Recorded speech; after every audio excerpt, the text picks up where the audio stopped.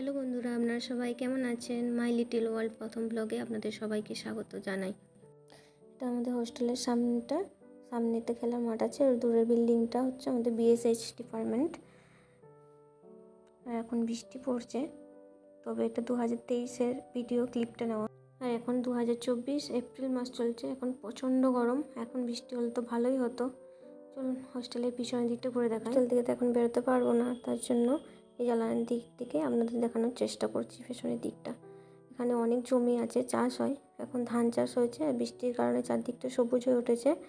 আর ওখানে অনেকগুলো গাছ আছে লাগানো, একটু বন তৈরি, ছোট্ট পাড়া। আর ওই দূরে যে বিল্ডিংটা দেখতে পাচ্ছেন, ওটা আইটিআই ওয়ার্কশপ। বৃষ্টি পড়ছে, তাই ভাবলাম একটু চা খাওয়া যাক। বাঙালি মানুষ, চা ছাড়া তো জীবন চলেই না, তাই ভাবলাম চা বানিয়ে নেবো। কিন্তু পরে ভাবলাম না, থাক, রোজ রোজ চা খাই, তাহলে আজকে একটু কফি বানিয়ে নিই। আর হোস্টেলের একটাই ভরসা, সেটা হচ্ছে ইলেকট্রিক কেটেল, যেটাতে আমরা সব কিছু বানাই। তো কফি বানানোর জন্য ভাবলাম আজ কফিটা অন্যরকমভাবে বানাবো, তাই একটু বাটিতে কফিটা নিয়ে নিলাম। হ্যাঁ, এটা 2 দামের কফি প্যাকেট পাওয়া যায়, সেটাই নিয়েছি। আর 1 চামচ চিনি আর অল্প জল নিয়ে পর কফিটাকে ভালো করে মিক্স করে নেব। কফিটা মিক্স হয়েছে, চলুন কফিটা বানিয়ে নেওয়া যাক। 1 কাপ জল নিয়ে নিয়েছি, সেটা গরম হোক। তখন কি চলুন আমাদের রুমটা ঘুরে দেখাই। এটা আমাদের রুম।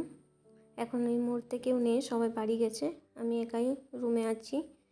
সেই জন্য ভাবলাম আপনাদেরকে আমাদের রুমটা ঘুরে দেখাই। চলুন, জলটা গরম হয়ে গেছে, জলটা ঢেলে নিই কাপে। 2 চামচের আমুল দুধ নিয়ে গুলে নেব।